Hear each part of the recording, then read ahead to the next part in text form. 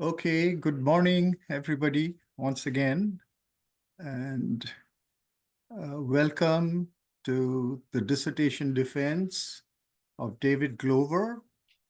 Uh, David's dissertation is titled Becoming Imperceptible, a phenomenological autoethnographic exploration of Ninpo Taijutsu as a technology of the self. And we're here as David's committee. David's committee is composed of David's third external committee member, Professor Paul Bowman. Professor Bowman is deputy head of the School of Journalism, Media and Culture and professor of cultural studies at the University of Cardiff in UK. Welcome, Paul. Thank you. Thank you. And then the second reader is Professor Jun Wong, who's associate professor at East-West Psychology at CIIS. Professor Wong holds a Doctor of Chinese Medicine from Capital University in Beijing and a PhD in Cultural Anthropology from the University of North Carolina, Chapel Hill. And she teaches both at East-West Psychology and at the Asian Contemplative and Transcultural Studies concentration. And I am Devashish Banerjee, Haridas Chaudhary of Indian Philosophies and Cultures, and chair of East-West Psychology, as well as of the concentration Asian Contemplative and Transcultural Studies. So the way we will conduct this dissertation defense is that David will present his dissertation, his topic, and he'll get an hour to make his presentation. And after that, the committee will engage in a conversation with David. This is a collegial conversation, so it goes through at least 2 rounds. We will start with Professor Bowman, and as David responds, we'll open the conversation among the committee so that there is a flow of ideas. David's dissertation topic becomes more living to all of us in its reality and in its theoretical dimension. And if time permits, we'll go through a third round in which the audience is also invited. After this, we will move to a breakout room. The committee will move to a breakout room and we'll discuss the defense and come back, and we have 3 possible conclusions, either that of David having passed his oral defense without any modifications, or with minor modifications, or major modifications, or not, which I don't see as a possibility, having looked at his work, but everything is open at this point. And I think with that, I'll turn the floor over to David to talk to us about his dissertation. David. All right. So becoming imperceptible, a phenomenological autoethnographic exploration of Ninpo Taijutsu as a technology of the self. So there are a lot of big terms there that I will explain at some point. So just a brief outline, just the flow of the presentation. I'm going to do an introduction to talk about the Japanese ninja and their martial art, a little bit about technologies of the self, the problems of today I'm looking at, and my positionality, and then the relevance of the research. I'm going to briefly highlight two areas of the literature review, my theoretical framework and culture. Go into method, and then the meat of the presentation will be the findings, the discussion, and then finally, so what?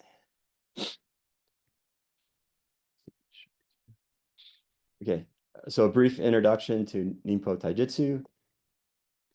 Ninpo Taijutsu is the body, skill, movement, and technique of the Japanese ninja. It forms the basis of ninjutsu, their martial and self-protection systems. Ninjutsu dealt not only with physical protection, but mental and spiritual protection as well. And it came from a context of life or death, where events happened with the flash of a blade. So it was ultimately about survival and not sport. Historic training in ninjutsu included methods of unarmed combat and weapons, plus other skills like intelligence gathering, deception, stealth, psychological warfare, and spiritual refinement.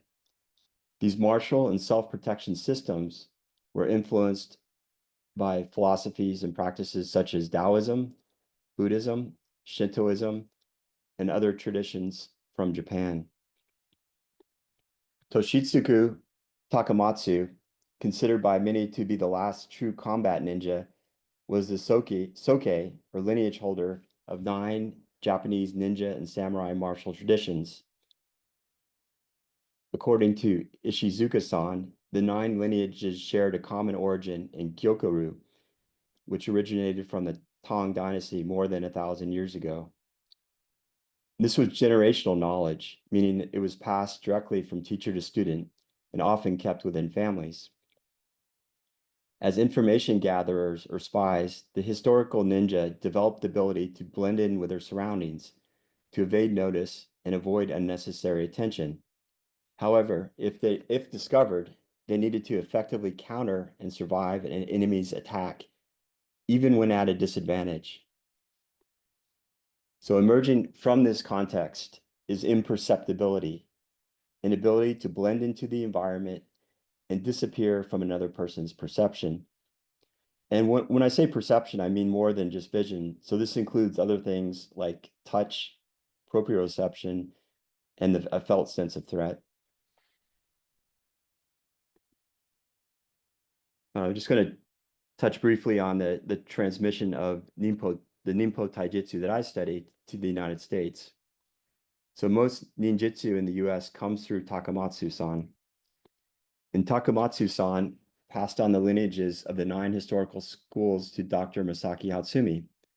Upon Takamatsu-san's death in 1972, Dr. Hatsumi began to teach non-Japanese students in the 9 schools. In the 1970s, Stephen K. Hayes from Ohio traveled to Japan and became one of the early Westerners to train with Dr. Hatsumi. Hayes said he first learned about the ninja from a James Bond novel. And Hayes led the transmission of these 9 systems to the United States beginning in the late 1970s. And with his wife, Rumiko Hayes, who's Japanese, they added a 10th modern system called Toshindo in 1996. And there are 3 senior teachers in the US I've trained with.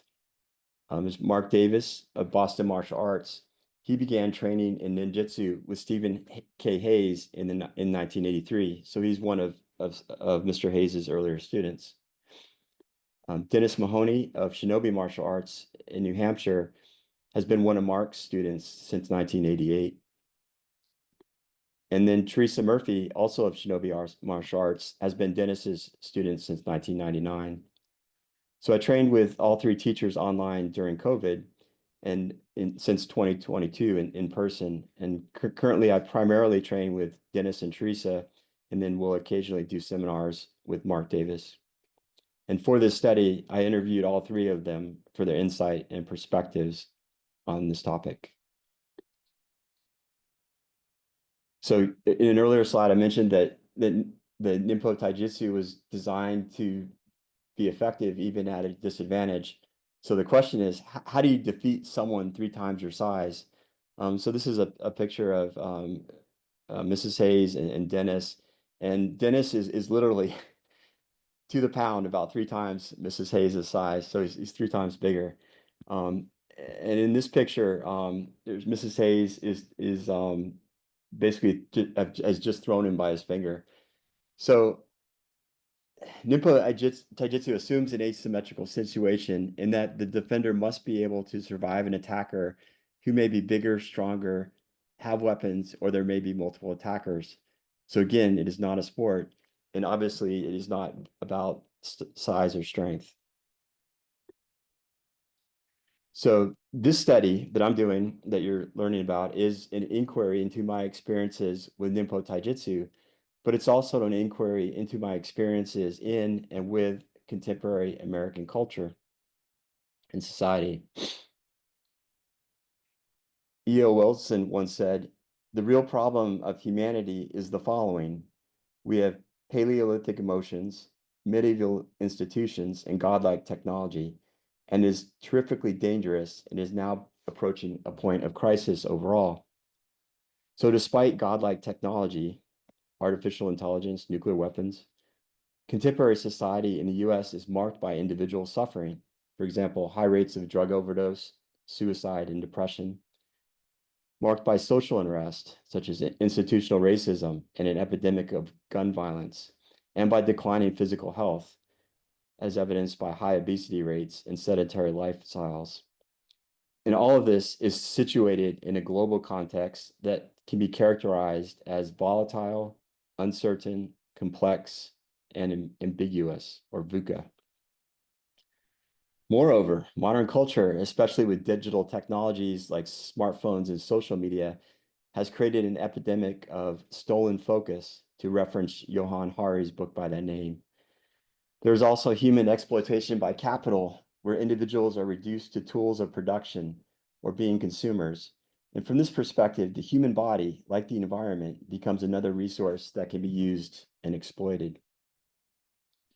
In addition, surveillance capitalism plays a key role in contemporary exploitation, as governments and corporations like Google ubiquitously and surreptitiously collect personal data to model, predict, and influence behaviors for desired outcomes. In summary, to quote Oda Klein, humans are living at the edge of saturation, and these are systemic and pervasive problems that affect individuals physically, mentally, and socially. A consequence of all this is that the celebrated American ideals of personal agency and subjective freedom might be illusions, as society and culture increasingly function as mechanisms of influence and control. So what is an individual to do with all this? And then this is a question I began to ask, and other questions like, how does one find wholeness? How can one be in the modern world in a way that maintains personal agency and subjective freedom? And then finally, what if a possible answer lies with a movement practice that originates outside this culture? So using seed as a soil and a metaphor, I've planted myself as a seed within Ninpo Taijutsu as a practice since January 2014. So this study investigates the qualitative, so the lived experience of my immersion in this practice as a technology of the self. And that's Michel Foucault's term for a disciplined practice of care of the self that fosters meaningful, transformative changes in the practitioners. And this study is also influenced by the cultural transmission and adaptation of Ninpo Taijutsu from its original context in Japanese culture to US culture. So the research question drove this inquiry. How does the process of becoming imperceptible through Ninpo Taijutsu training build skills that provide an advantage in martial arts and facilitate living life, so that's life outside of martial arts, with greater personal agency and subjective freedom as a participant in contemporary world existence and world making? So by world existence is as a participant in how the world exists as it is, and then world making is participating in terms of how I want my world to be, or how I want the world to be. Using autoethnography as a methodology, I situated myself in the research. So basically, it's a research on my own experiences. So here's a brief background on how I arrived here. So born in Indiana, I was a Navy brat. So my dad was in the Navy, and a child of divorced parents. So I lived all over the US growing up. Following my dad into the Navy, I first went to the US Naval Academy for college and then into the nuclear submarine service. I was only 23 years old when I heard these fateful words. I'm sorry, but you have cancer. The doctors diagnosed me with a type of malignant soft tissue cancer in my hip. The cancer was what Jack Mezirow called a disorienting dilemma, meaning that it disrupted what I thought I knew about the world and life and forced a shift in my perspective. And so I wanted a way to prove to myself that although I had cancer, cancer didn't have me. And I unconsciously believed that if I can make myself so physically fit, the cancer would never come back. So 3 months after I walked out of the hospital, I did my first triathlon, a swim, bike, run event. 2 years later, I did my first Ironman triathlon in 1997, which is a 2.4-mile swim, 112-mile bike, and 26.2-mile run. I was hooked. It was probably the one of the greatest, it was the greatest high I've ever experienced. And I ended up doing 28 of these races over 14 years. And this picture was taken at the Challenge Roth Triathlon in Germany in 2007, where I recorded my fastest time in 8 hours and 51 minutes and earned my professional license. And as an endurance athlete, I used my body as a tool that I pushed to its limits. It was not uncommon for me to put in 15 to 20, 25 hours a week in training. And this aligns to a US cultural norm that values achievement and upward progression. In 2008, my metaphorical train came off its tracks due to injury, burnout, and overtraining. And I still kept going for 2 more years. When I finally stopped racing in 2010, I went through an identity death as an athlete, another disorienting dilemma. And at that point, I realized I didn't want to compete anymore. And with that identity death came symptoms of major depression and anxiety that led initially to therapy and then antidepressants for a decade. What I suspect was that depression and anxiety were there after the cancer, but I was able to manage the symptoms through exercise. Think the runner's high on steroids, but then the exercise stopped working. So I always had a childhood dream to be a black belt in martial arts. So in 2014, January of 2014, I found a martial arts studio that I could walk to from my house. And when my partner and I moved to California in 2016 from Colorado, I continued to train with a sister's school. In 2020, with COVID-19 pandemic, I began training remotely with students with teachers in New Hampshire and Massachusetts, and then I moved to New England in 2022 to train with them in person and to do this research. In 2020, I also started at CIIS, and I just want to share this because it was another interesting moment. But my first experience was at the school was at the open house in February 2020. So this is right before COVID shut everything down. And at the session with the East West Psychology program, we went around the room and introduced ourselves. And after I introduced myself, the woman sitting next to me turned to me and said, "You represent everything I am against." And I remember thinking, what do I do with this? And here I am. So many lenses color my perspective, all of our perspectives of how we see, experience, and interpret the world. And so one way I like to show this is if I start with Ninpo Taijutsu on the left and me on the right, there's all these different things that shape how I see the practice. There's culture, it's a different time period, different geography, language, different teachers. So, working with a Japanese teacher master would be very different than working with, someone in the US, for example. Socioeconomics, physical ability, spiritual, gender, age, biography, and race, skin color. So obviously I'm not Japanese, and I don't speak the language. So there's all these factors require, there's some type of, they're filters. They influence how I experience this practice, and plus the practice itself is changing as well.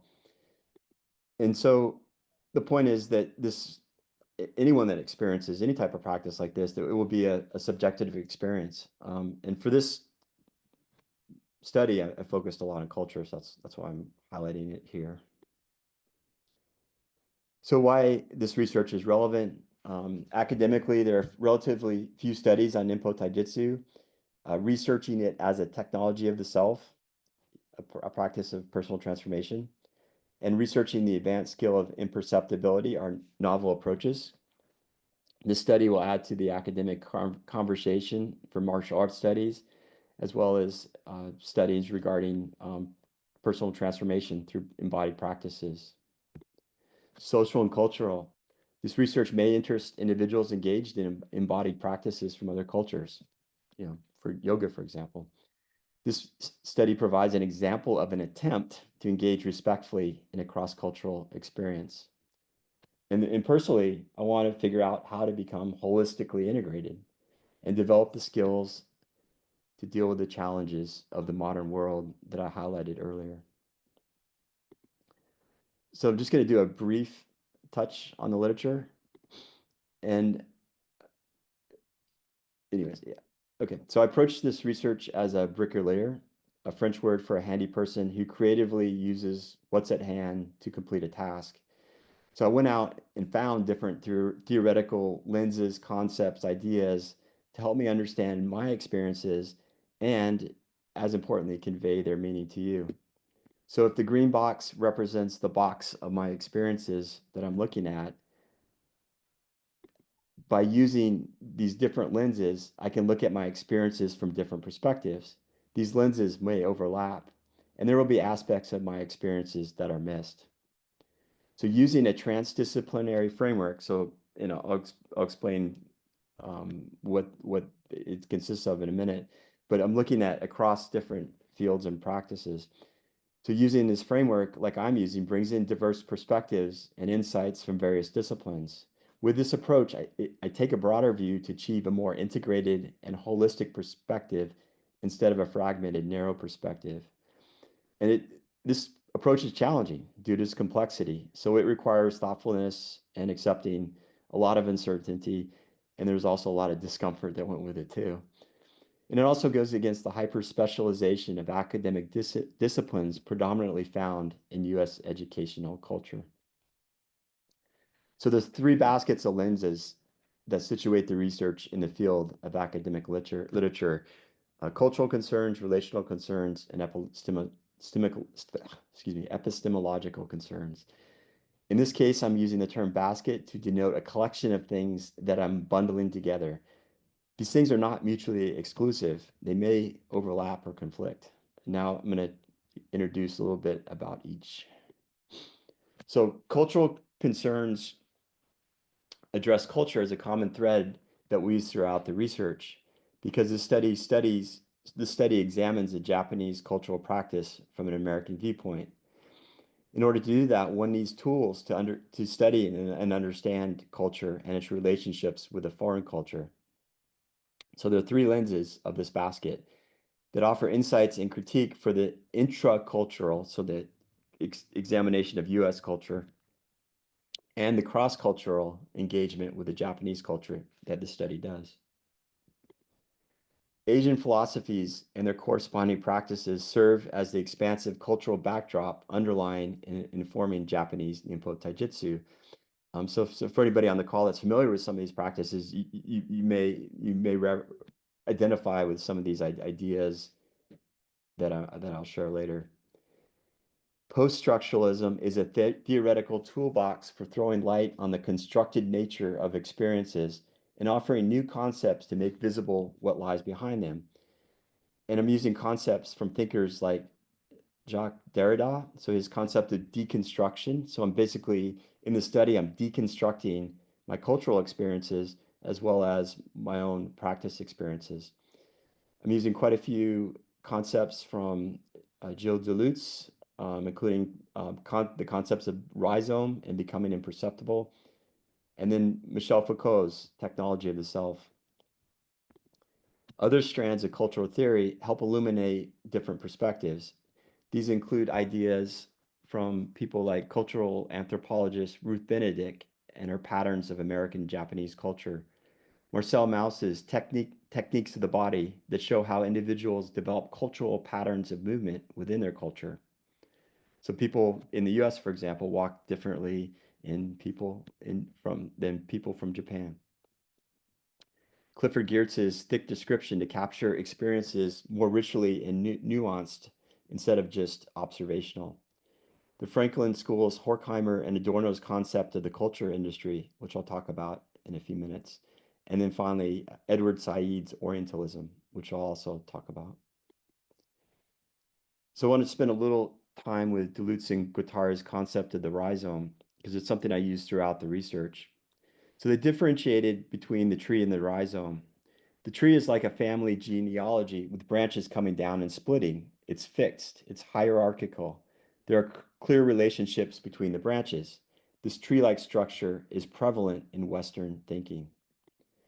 Unlike the tree, a rhizome is fluid, adaptable, and defined by temporary alliances, allowing entry and movement in any direction. This fluidity challenges rigid identities and structures. It embraces diversity, change, and potentiality that is not predetermined and can rise organically. The second basket, relational concerns, addresses the underlying cultural concerns of the modern US social cultural container at the individual level by emphasizing a holistic relational viewpoint. These concerns become limited to individual experience and less extended into the lenses of cultural concerns as described previously. Three lenses here. So phenomenology, as articulated by individuals such as Edmund Husserl and Martin Heidegger, explore lived experiences from a first-person perspective. Phenomenology posits that consciousness is not a passive, but an active engagement with the world. Somatics, as articulated by individuals such as Moshe Feldenkrais, Eugene Gendlin, Thomas Hanna, and Ida Rolf, posits that human experience occurs through the body's interaction with its environment. According to the somatic framework, mind and body are inseparable, challenging the conventional dualistic view of mind and body as separate. Moreover, from a somatic perspective, according to Hanna, thoughts and emotions are perceivable somatic events. If thoughts and emotions are visible in the body's physiology, individuals are, at some level, even if unconsciously, broadcasting what they are thinking and feeling through their body. And this has implications for being able to perceive another person's intent, such as during a conflict, such as when they're about to throw a punch, for example. And finally, the ecological approach, as articulated by J.J. Gibson, emphasizes the link between the individual and their environment. And a key concept I want to highlight from the ecological approach is affordances, which are the possible actions or opportunities available to a person in an environment. For instance, a boardwalk, such as pictured here, affords an opportunity for walking. Gibson says that a person's behavior is informed and guided by their perception of affordances. And this has implications for martial arts training and conflict. So as a Ninpo Taijutsu practitioner, I want to be able to limit the affordances that I make available to another person. So I want to limit their opportunities they have, that I'm not protected, while maximizing the affordances available to me by identifying and creating weaknesses in their defenses. The third bucket, the lenses of epistemological concerns, offer perspectives on how knowledge is acquired and understood. The complex thinking recognizes the inherent uncertainty and ambiguity of life. Edgar Morin's theories and principles of complex thinking provide a lens for examining culture, Ninpo Taijutsu, and personal transformation as complex systems.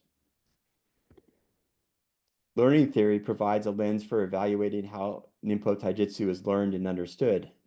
This includes educators like David Kolb for experiential learning, Jack Mesereau for transformative learning, and Paulo Freire for critical learning. And finally, modern science. Although modern science's focus on quantification and objectification may lack a holistic perspective, scientific research potentially provides insights and perspectives into understanding Ninpo Taijutsu through an empirical lens. In addition, science's investigative process of experimentation can be used as a tool for learning. And for this research, I drew on science research insights for understanding things like perception, biomechanics, postural control, and neuroscience. And one key area from science I want to highlight is perception. So from a modern neuroscience perspective, from scientists like Lisa Feldman Barrett, a primary role of the brain is energy management. The brain conserves energy by selectively filtering and editing what we perceive, making perception of subjective experience. So in this example, if I now make this green box, this presentation, and each of you represents a person viewing this presentation, you're all going to hear and see something different, even though I may be saying the same thing and showing the same pictures. And this has implications for martial arts training in understanding what another perceives, what another person perceives, and then also being able to affect that. So again, the three baskets, the other point to make again, they are porous. Some lenses may overlap, some may conflict. So this is an example of trying to work with complexity. So American culture is the backdrop of my experience, but what is American culture? Stewart and Bennett noted that American culture refers to the dominant patterns of thinking and behaving of mainstream Americans, composed primarily, but not exclusively, of members of the white male middle class. So what is considered American culture matches my positionality as a researcher, and so a lot of their research makes sense to me, but this may not be the case for other folks in America. So Chinese philosopher Zhuangzi wrote a parable about a frog who lives in a well. The frog only knows the world by looking up through the opening of the well. When he is visited by the sea turtle who tells him about the ocean, the frog can't believe him because he has no frame of reference for outside of what his limited viewpoint allows him to see. So what's the point? The point is that culture is a context. One's culture becomes a lens through which one looks at and experiences the world. What this means is, as Ruth Benedict explained in this quote, the lenses through which any nation looks at life are not the ones another nation uses. It is hard to be conscious of the eyes through which one looks. So for individuals immersed in their own culture, like me, I've only lived in the US, it can create what David Abram referred to as a conceptual straitjacket, where it is challenging to see beyond one's cultural perceptions, assumptions, and values, as these things often exist outside of awareness. However, engaging with another culture, like I am doing with Ninpo Taijutsu, can help individuals understand that culture, so for me, the Japanese culture, and their own culture because of the cultural differences. Bringing in an Eastern movement practice like Ninpo Taijutsu to the West may involve distorting lenses like Edward Said's Orientalism. And so I'm just going to briefly touch on these. Orientalism, with Orientalism, individuals bring generalizations, stereotypes, preconceptions, and expectations of Eastern cultures as exotic, intriguing, and different when viewed from a Western perspective. When viewed through this lens, the other culture's practices, like martial arts, are often idealized and reimagined reconstructions of an imaginary past. This often brings in a second distortion, ethnocentrism, which is interpreting another culture through a lens that assumes one's own culture's inherent superiority over that of the others. And both of these can be rooted in a third distortion, essentialism, which assumes an unchanging and predictable essence. And this perspective overlooks historical changes and diversity within cultures. And then finally, a fourth distortion is allochronism, the perspective that the research culture exists in a period different from the period that the researcher is investigating.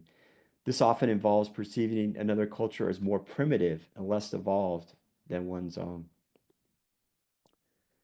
And these cultural distortions can be seen in marketing materials for martial arts training. So here's an example. And basically, this example is assuming that the training approach and techniques presented by contemporary instructors in the US reflect the historical training approach and techniques of the Japanese ninja during the Warring States period of Japan without acknowledging history and cultural changes. And you can see that in the words like time-tested results and art purified by the sword. And so it's an example of how these images you create these expectations for what the martial arts should look like and how they're idealized, which may not reflect, in probably most cases, does not reflect the reality. And these martial arts are often presented through the lens of the culture industry.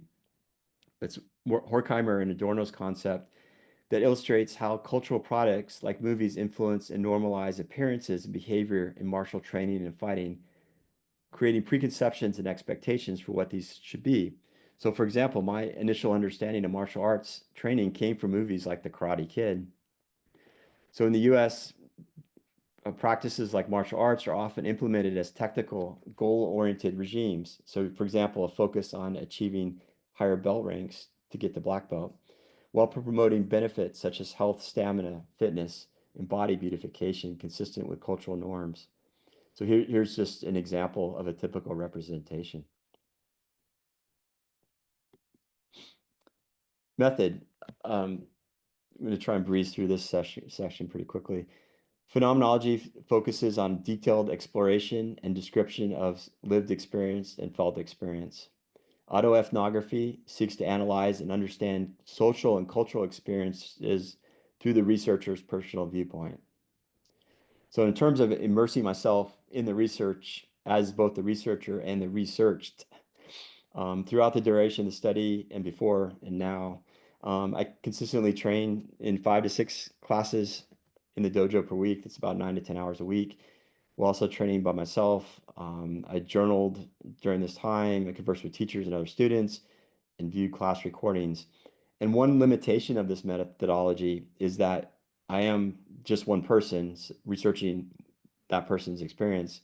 However, because I can draw from a lifetime of experiences, not just an interview transcript, I can also potentially bring in richer and thicker descriptions of those experiences. So a little bit of a trade-off.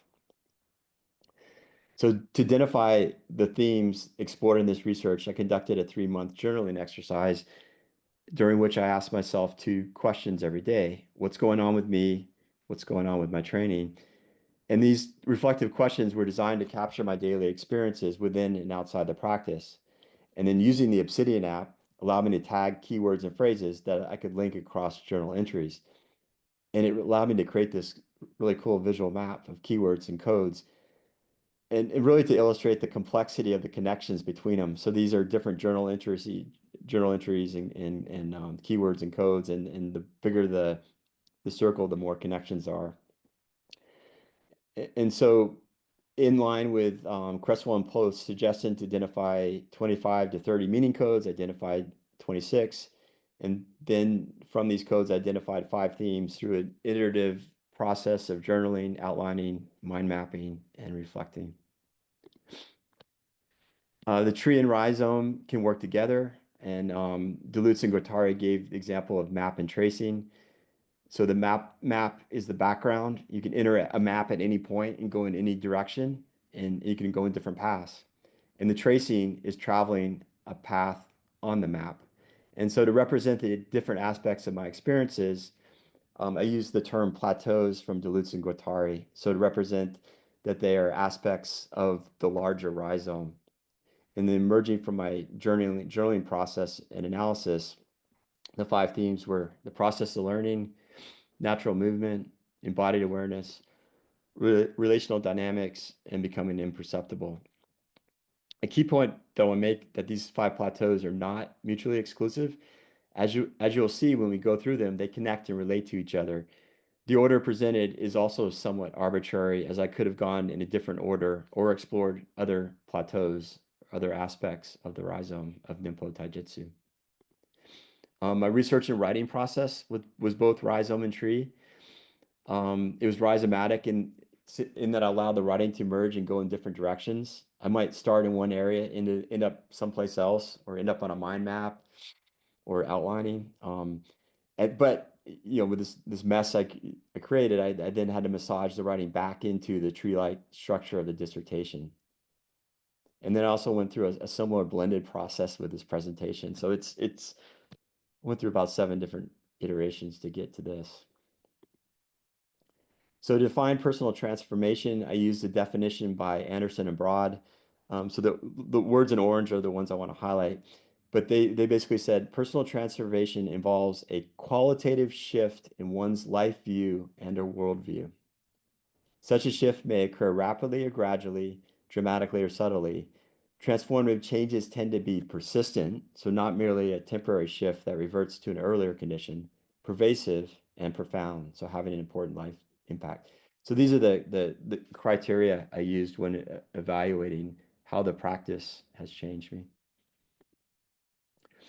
And also to talk briefly, so instead of considering personal transformation as a binary, in other words, changing from one state to another, which reflects a Cartesian philosophical perspective, Deleuze and Guattari consider personal transformation, what they refer to as becoming, as a continuous, active, and rhizomatic process that is open-ended. So consequently, personal transformation, as described in this study, is a relative shift from one thing towards something else on a spectrum or line of orientation rather than absolute change. So for example, if I arbitrarily pick some point in time, I can choose to go in a different direction. In this case, I may go this way and then end up somewhere else. But at that point, I can then go somewhere else. So the point is these are not absolute changes, but just relative shifts. Findings. So to illustrate the transformative shifts in a meaningful way, I picked one kata, Shihaku, from the first scroll of Kotoru Koppujitsu, which can be translated as tiger knocking down school, for Dennis and I to demonstrate. And so kata are a series of standardized techniques and movements in a martial arts system. So they're teaching tools. And so this is a teaching kata. So there are lessons and principles embedded in it. So this is not how someone would fight. So now I'm going to just do a short, have Dennis introduce the kata. At a historical model from a school called Kotoru Koppujitsu, and its technique is called Shihaku, right? That's Shihaku. The steps, the dance steps, if you start saying, we're just going to dance them. We're here, you're attacking. I take this attack, knock it away. He regains his balance, attack again, I knock it away, attack here, and drive through and down to knock the person down. Those are the steps of these this technique Shihaku. Right? So here. Yeah, good. Okay, so I'm now going to take you through a brief review of the shifts I uncovered in this study in each of these plateaus, starting with the process of learning. So when a kata are described, they often appear as a set of steps to be learned. And I initially thought that one gains more skill in martial arts by learning the steps of the kata and then learning more katas. And this is reflective of what Paulo Freire referred to as a banking model of education, where teachers, as the experts, share their knowledge with students by depositing information into them. The students then would draw this knowledge at some later date. This is essentially the US public educational model of learning and testing.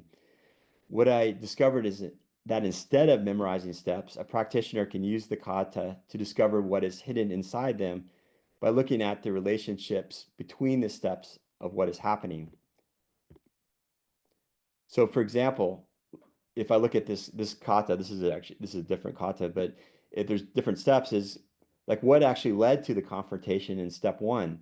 Like why is the person on the right in step one reaching out to grab the person on the left instead of just punching or kicking him? Why is the person on the left standing there at an angled position with his hands partway raised? And these are some of the questions that might lead to discovering what principles and lessons are hidden in the kata. So the question becomes, what happens in the space in between the steps and why? So again, using the example that Dennis outlined, he's going to explain the goals of what he wants to happen to me as the attacker at each step of the process.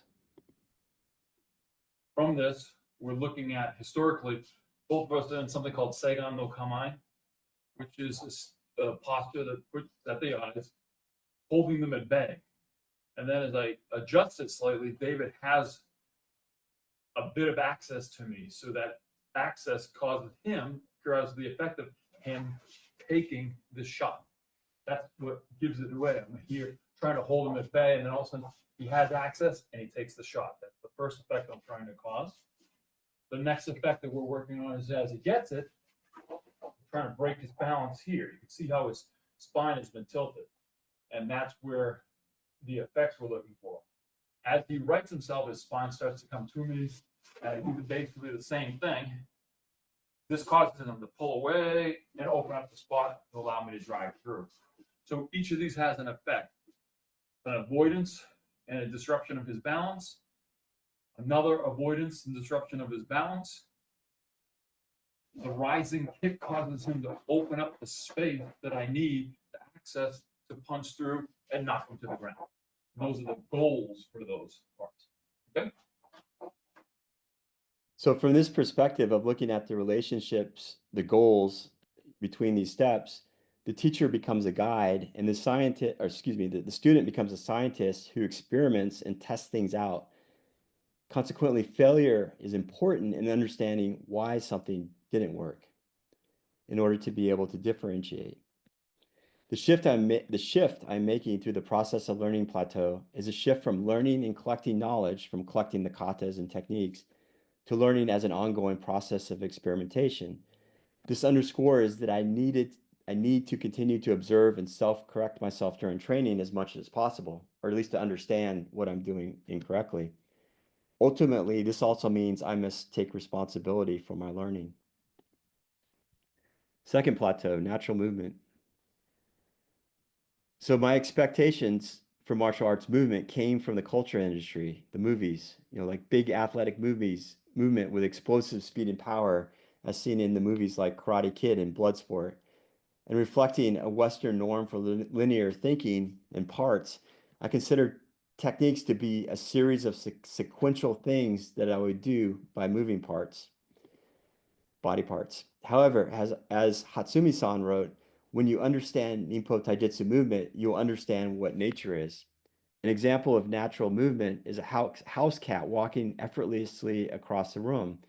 It just flows and appears natural. So some qualities of natural movement is a floating sensation that feels effortless.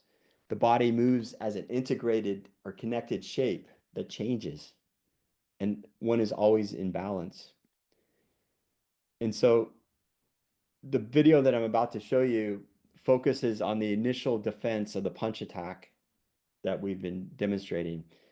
So this defense is called Jodan Uke, high receiving block.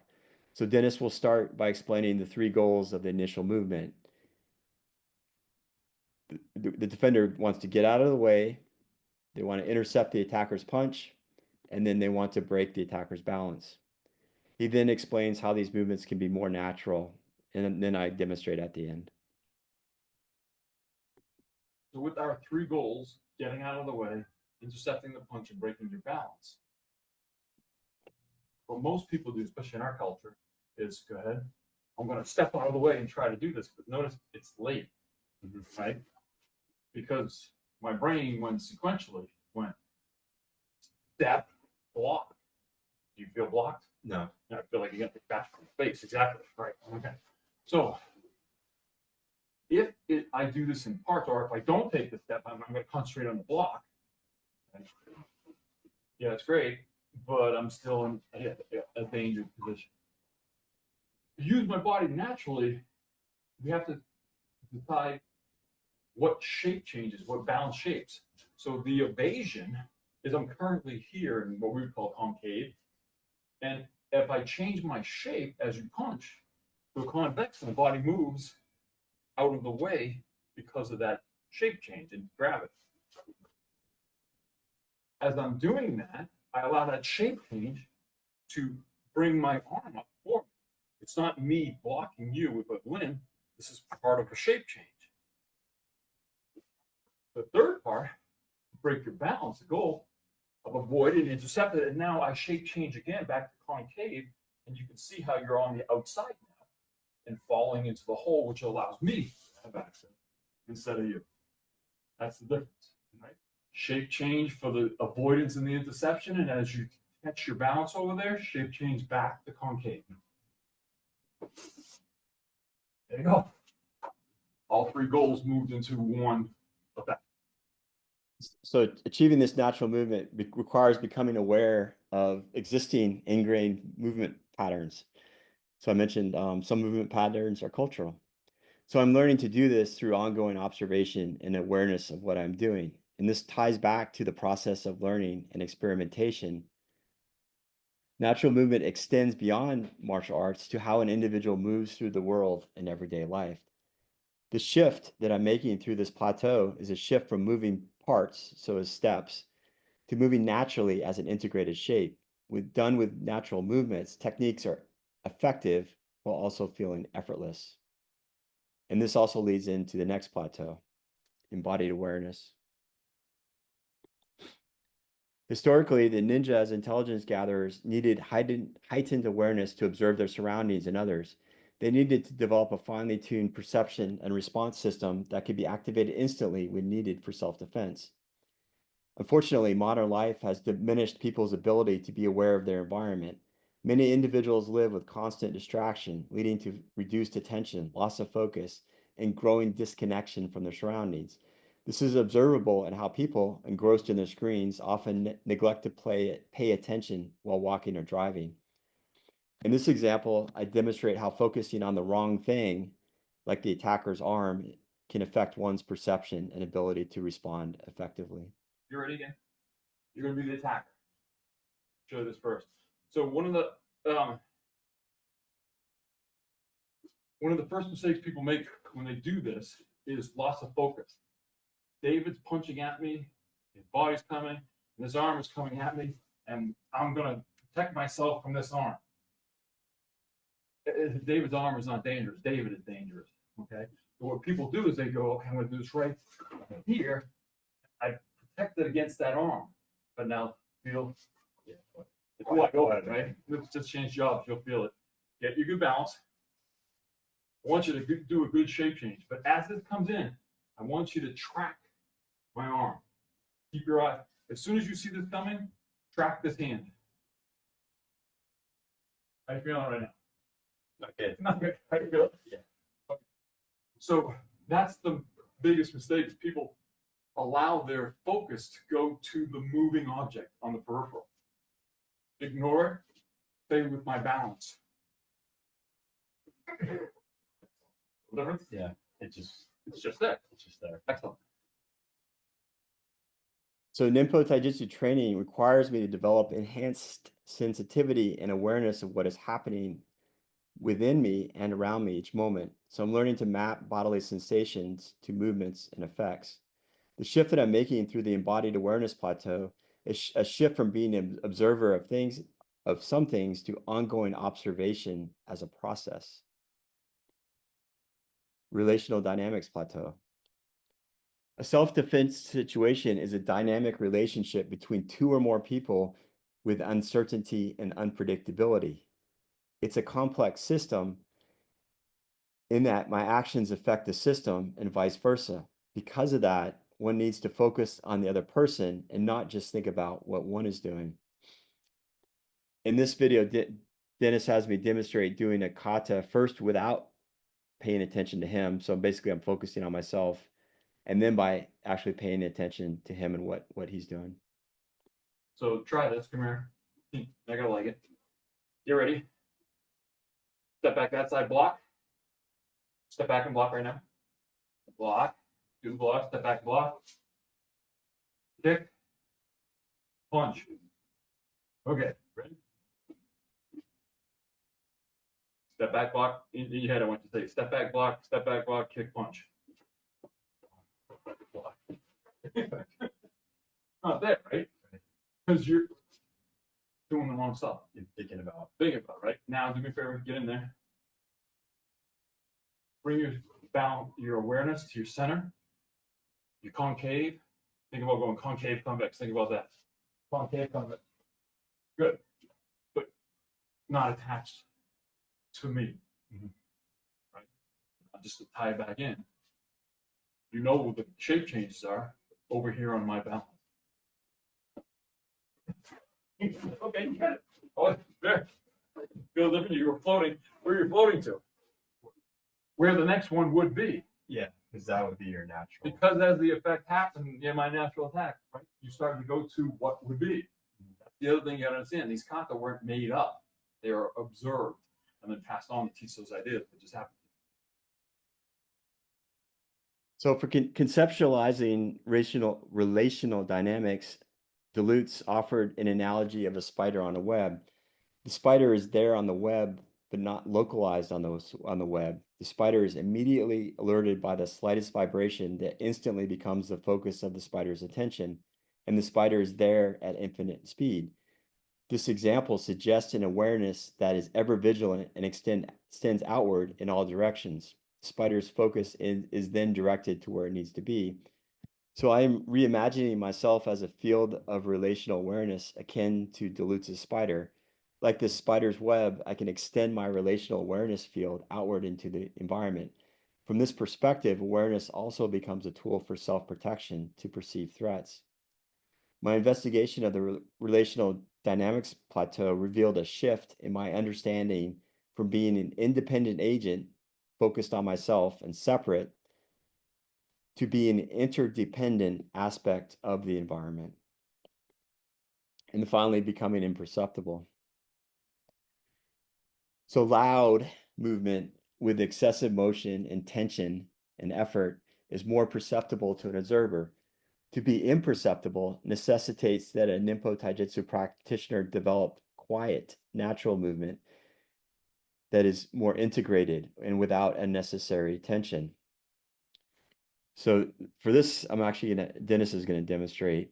He'll first demonstrate a louder, and then he'll do a quiet, and then an even quieter version. Punch again. Big and loud limbs. Contact, sensory information. Contact's here, body's got to be here. Loud. Pass out peripherals, right? So you're picking up all this data. It tells me where you're. Tells you where I am cognitively, right? What we're trying to affect is your sense of focus, such as your balance. So while I'm here in this shape, you're attacking that shape. But then this shape changes shape on you. It changes back. And you're caught up in the shape changes. You never Your touch me. focus is caught up in the shape changes. So it becomes less perceptible. And I'm making it bigger than it has to be so that we can see it. But that's the idea of this. Now, that doesn't mean we still don't use the hands and do the weapons. We absolutely do. Now, it just becomes much. Now you're already broken. Yeah, I'm running into you. And you're running into my weapons because of the break. So in the second of the second and third examples, when I attacked him, he never actually made contact with me, but he was still able to affect my balance and my took me off balance. And in the last one, I actually ran into his fist that was just stationary. So anyways, to become better at imperceptibility, one must become better at perception. And when I asked Teresa about the process of developing more imperceptible movement, she explained that it requires movement refinement. The intent of movement refinement is to be able to do what one is doing with smaller and smaller movements, so it becomes less perceptible while still having the desired effect. Imperceptibility also understands involves understanding what others can perceive, including the opportunities or affordances presented. Give you an example. The brain can predict the path of a baseball. If you throw a baseball up in the air, and because that allows a person to know where to go to catch it. Similarly, if a person is using ballistic movement, like throwing a ball, and that's how most people move, one can predict where they're moving next and position themselves and place an obstacle in their path. So in this example, Dennis just placed an obstacle, his fist, in the path he knew my head would go when I lost my balance. The shift that I'm making through this plateau is a shift in attitude from being noticeable to being less perceptible. This necessitates honing perception skills, comprehending how others perceive, and adjusting one's actions to avoid being detected and targeted. So I'm just going to skip through this. So discussion, an underlying shift that emerged from the study was the need to embrace uncertainty, to be fully present with whatever's happening. And as Masaki Hatsumi said, you're not just fighting one opponent, you're fighting the unknown. And the present moment awareness of Ninpo Taijutsu requires constancy, what Suzuki defined as a willingness to accept things as they are. So I believe this ability to be present with whatever is happening, to accept the uncertainty, as uncomfortable or as undesirable as it may be, is necessary for these times. Duluth and Guattari also use the metaphor of a camouflaged fish to explain their concept of becoming imperceptible. The patterns of the fish blend seamlessly with its environment, so the fish becomes indistinguishable from what is around it. This concept reflects a way of moving through the environment without being fixed or noticed, embracing change and resisting harmful influences. Becoming imperceptible offers a philosophical bridge for how Ninpo Taijutsu can potentially help practitioners develop heightened perception, awareness, and skills that lead to a greater ability to understand and resist the influence and expectations of modern social cultural structures, thereby cultivating greater personal agency and subjective freedom. So revisiting the research question, becoming imperceptible provides an advantage in martial arts because it offers more options to a practitioner. Natural movement is less visible and more efficient. With imperceptibility, the practitioner gains more space and time to achieve a desired intention. Imperceptibility requires a high level awareness and sensitivity through an ongoing process of observation that leads being more connected to what is happening. This awareness and sensitivity dilutes the spider in its web, offers more affordances, which allow one to act sooner or avoid or diffuse danger. By becoming imperceptible, I gain more options in life. I have greater personal agency and subjective freedom because I'm more present and more aware of what is happening in each moment, so I can take more appropriate action. In attempting to answer the research question, I recognize that my initial understanding of personal agency and subjective freedom was incomplete.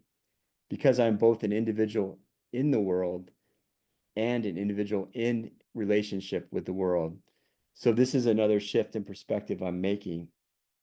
A shift from agency as personal agency to relational agency, and a shift from subjective freedom to intersubjective freedom, acknowledging the relationships.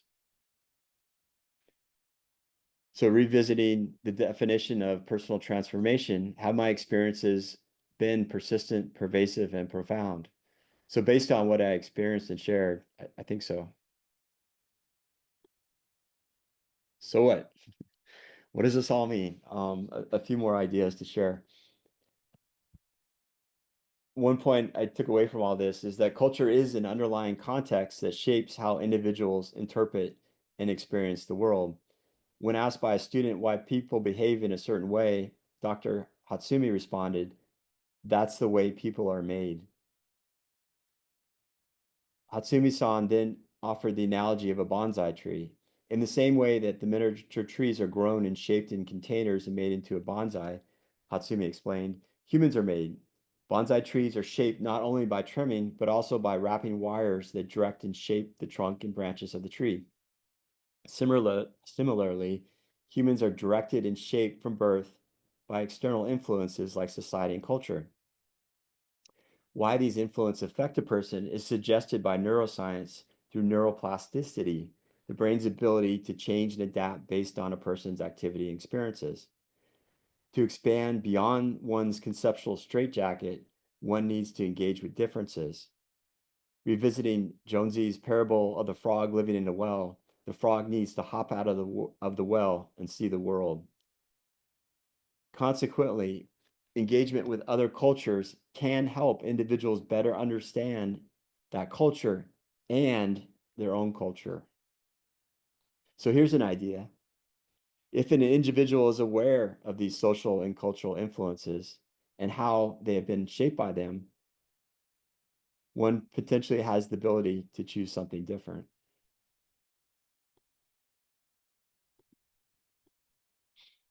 And distilling it down, another key idea that emerged from the study, I borrowed these words from the poet Rainer Maria Rilke in letter 4 of his Letters to a Young Poet. Live the questions now. The Japanese have a term, shoshin, that can be translated as having a beginner's or childlike mind, a mind that is open to learning something new. A childlike mind is not the same thing as a childish mind stuck in simplistic and naive thinking. From this perspective of Shoshin, every moment provides an opportunity to learn. Asking questions also helps an individual bring a sense of wonder to what is happening, reflecting an active engagement with the environment rather than a passive one. A few reflections as the researcher. I am a child of my culture. I grew up in it and I'm immersed in it now. But now I have a better understanding of it and how it has influenced me and continues to do so. With awareness and understanding, I can shift my relationship with my culture. The question becomes, what do I want to do going forward and who do I want to be? The study was an experiment in engaging with complexity instead of seeking simplicity and simple answers. It was only by engaging with the complexity of my experiences with depression, to understand why and what my body was trying to tell me, that I was able to shift my perspective of depression as a persecutor, with me as the victim, and the therapist and medication as rescuers, which is Stephen Cartman's drama triangle. To shift it to depression being an obnoxious friend who's trying to tell me something that I need to pay attention to in order to help me. And this shift, this perspective shift, has helped me not be dependent on antidepressants anymore. In addition to giving advantage in martial arts, becoming imperceptible represents a philosophical stance of breaking free from rigid socially constructed thinking and movement patterns and cultivating the flexibility to adapt to one's surroundings. This requires engaging with differences, observing, and accepting uncertainty. This is also an ongoing process. A few quick thoughts on how can one honor and respect a practice from another culture. Acknowledge social cultural position. Learn about the other culture's history and context. Train with teachers in a direct lineage. Committed and ongoing practice. So for martial arts, it means not stopping when you get your black belt. And be curious. This is living the questions. Avoid being stuck in knowingness, the fantasy of already knowing. So why do I continue down this rabbit hole? It's become a way of being and moving in the world for me. It's a philosophy of the body. And truthfully, it is the most frustrating thing I've ever done. And it seems like every class I experience a mini disorienting dilemma. And it's not just me, it's pretty much every student that challenges my perspective and how I experience the world. Yet at the same time, I frequently experience awe and wonder. And honestly, I'll never reach the end of this path. So why continue? As Mark Davis said in his interview, I'm enjoying the ride. So in summary, a real brief summary, culture is a complex tapestry, more nuanced than simple binaries like East-West or us-them or immigrant-native. It is also a context that influences and shapes how we perceive, experience, and interact with the world. Tim Ingold wrote, "To tell in short is not to represent the world, but to trace a path through it that others can follow. So with this presentation, I traced a path of my experiences through Ninpo Taijutsu and explored some ideas, concepts, and metaphors about culture and cross-cultural experiences. And truthfully, I have no definitive answers. My answers are partial at best and always subject to change. And my path and process continue. So my hope was to stir your curiosity. You get to make connections with your own experiences from your own unique perspective. I encourage you to be curious and ask questions. And one question I like to ask, what else might be true? So references just for this presentation. And that's it. Thank you. Thank you. Thank you, David. I think now we'll move into our second phase of this event, and I'll call on Dr. Bowman to initiate our process of conversation with David by asking him a question. Okay. Thank you very much, David. Very, very interesting and very enjoyable. I've got actually a long list of questions, but what I'm going to do is select based on what you talked about. I think some of my questions relate to aspects that you didn't present on, and it wouldn't be fair on the audience and everyone if I just changed the subject completely. So I'll go after the theme of natural movement. Okay. I think it feels like it's a kind of internally contradictory proposition, especially given the theoretical field within which you develop it, especially the context of post-structuralism that you single out for kind of preferential treatment within the work. If I just formulate the question in terms of what we've heard and seen today, nothing in those movements look natural to me. There's literally nothing in either your teacher or your movements that I would call natural. And I think that the metaphor, the image of the cat slinking around, like I can imagine a cat born in any time, in any place, in any part of the world, walking along a wall and jumping to the ground in the same way, or two cats fighting in the same way.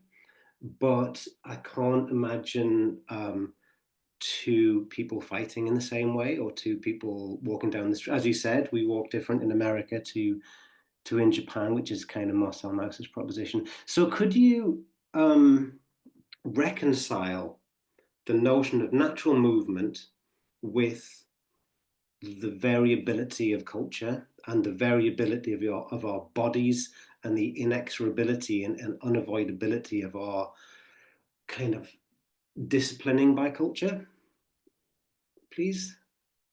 Yeah, that's a good Thank question. you. Yeah, and just to be clear, natural movement is just a term I made up, and and it's a really good point because the movements, like the technique, the kata, the techniques you saw were specific to this martial art from that lineage in that period of time. So it looked very different than other movements, even within the basket of the different schools. So it's a really good question because I think, to your point, the movement is culture specific, and I guess maybe natural wasn't the right word to choose. I mean, there is a sense of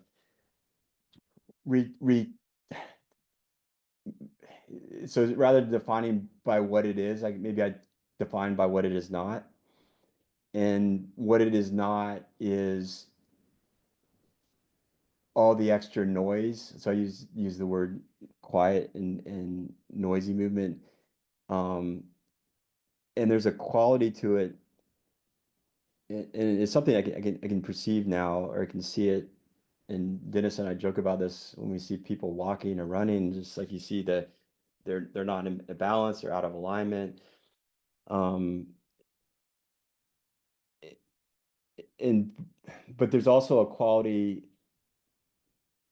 not to this is going to be an essentialist statement, but there's also an underlying quality to it that is not culturally located, meaning that you could take these principles and apply them in other movement practices. Like I bring some of these ideas into my yoga asana practice. I bring it into running.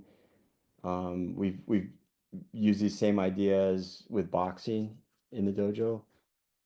But I think I'm going to go with it's a movement refinement of getting rid of all the unnecessary tension and extraneous movement that doesn't need to be there, so that it becomes more efficient.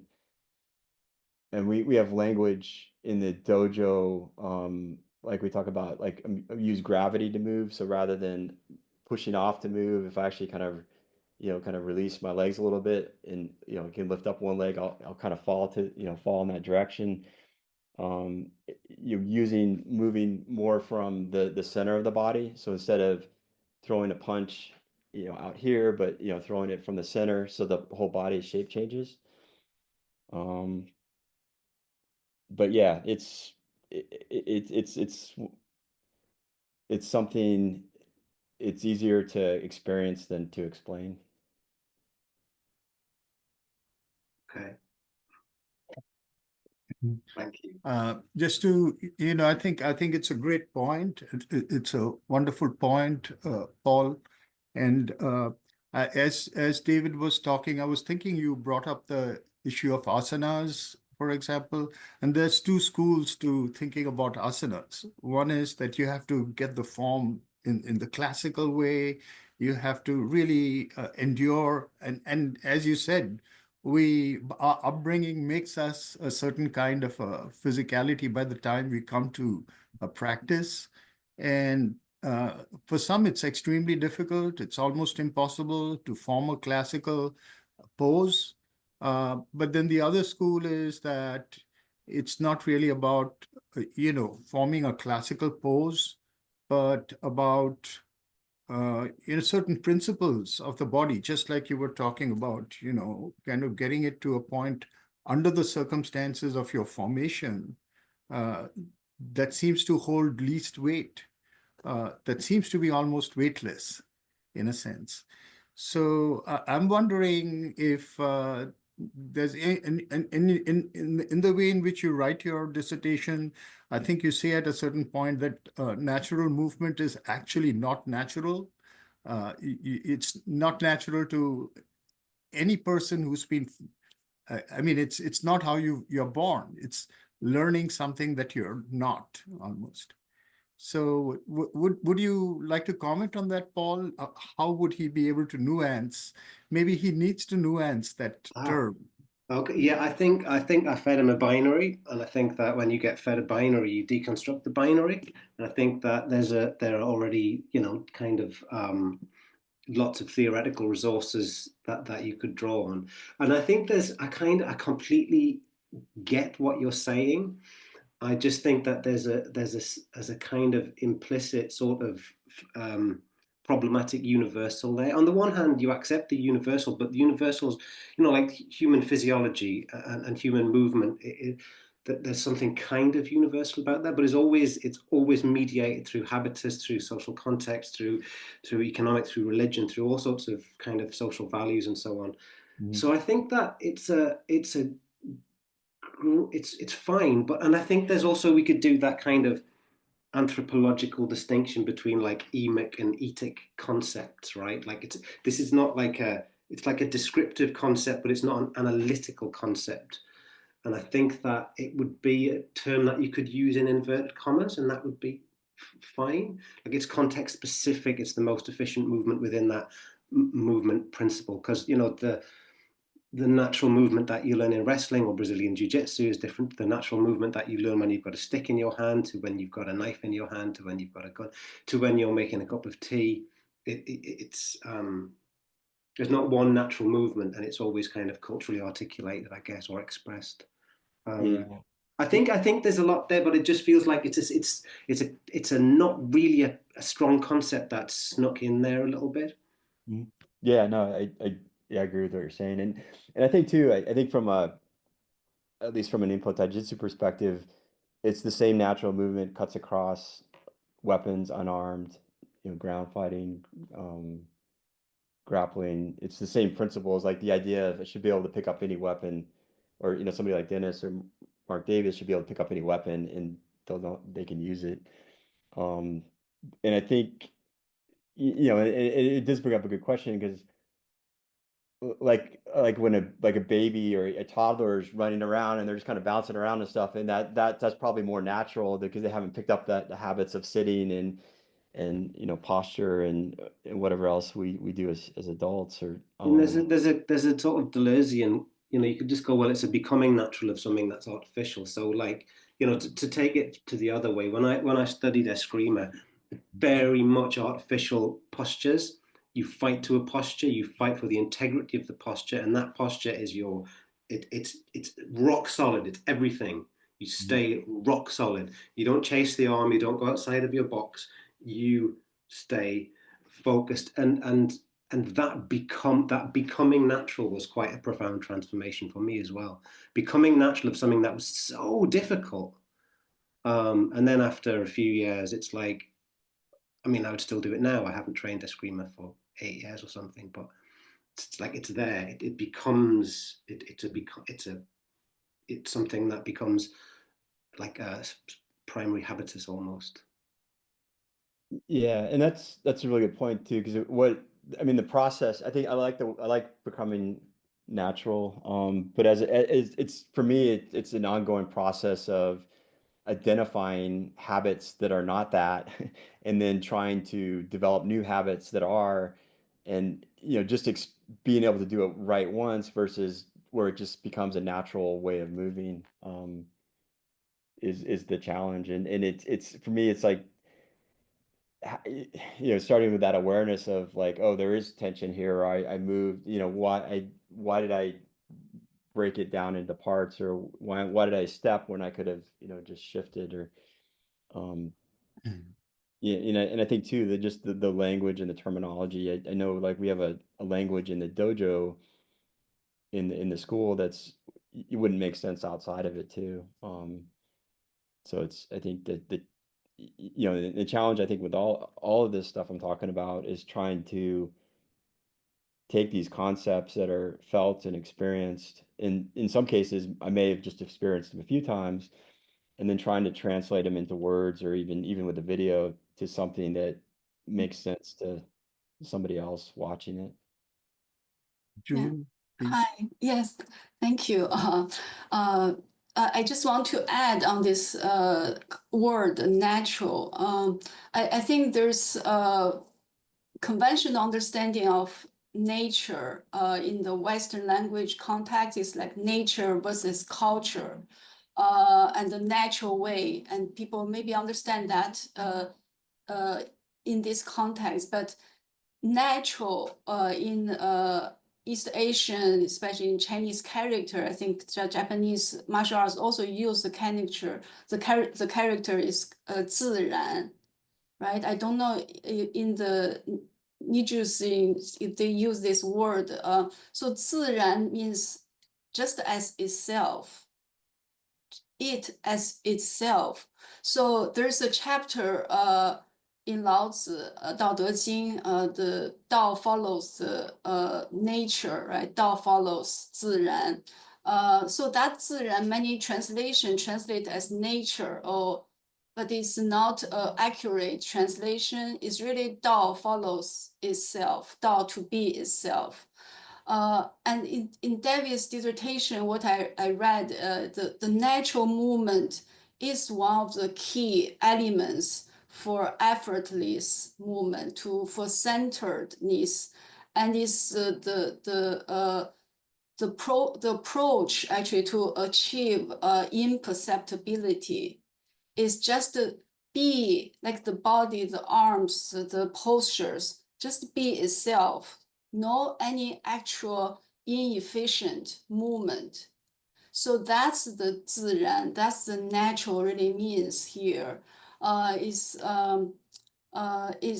in the Taijiquan, in many other Chinese internal martial arts, to be natural is actually unnatural at all at the beginning. It's extremely unnatural and uncomfortable even because what we call natural, I have to make a quote in the quote mark, what we call natural is very unnatural. So this is the thing have to be realized in when you're learning this kind of embodied martial arts, because this is how transformation also occurred in this shift from what we think habitually understanding the body, perception of the body, to actually undo the habitual way, what we think is natural, but it's actually culturally constructed.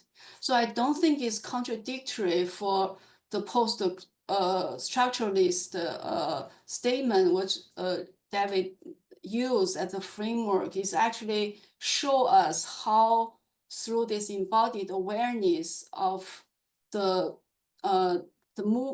body just be itself is the way to reach the effortlessness and the imperceptibility. And I also just want to add the character Nin, the key character ninja is 人, right? In Chinese is 人. You show this character at the end of your presentation on the slides. So it's a knife, it's a blade of a knife on the top of the heart. So you explain this character more detail in your dissertation. It means endurance, put up with,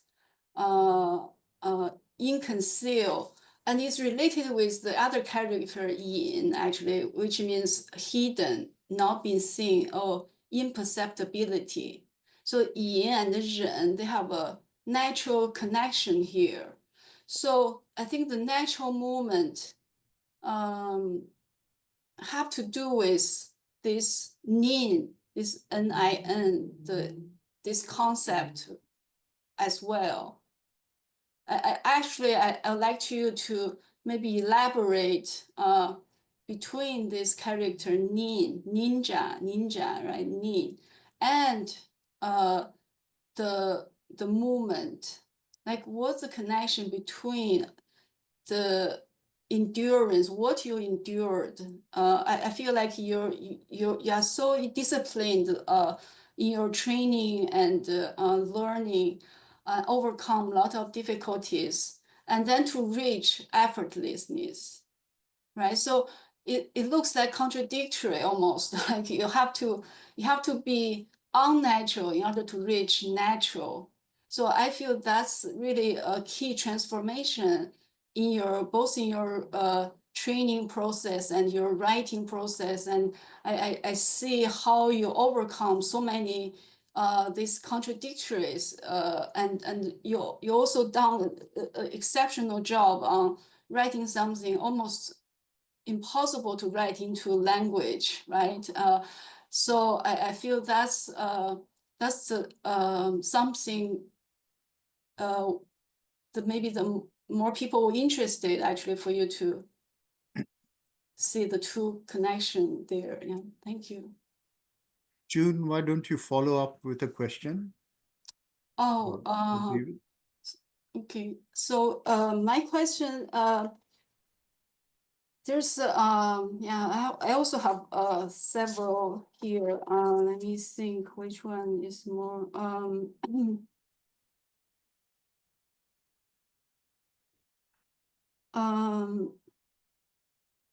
so maybe I will just focus on the imperceptibility, because this is a character, right? The whole this martial arts based on ninja.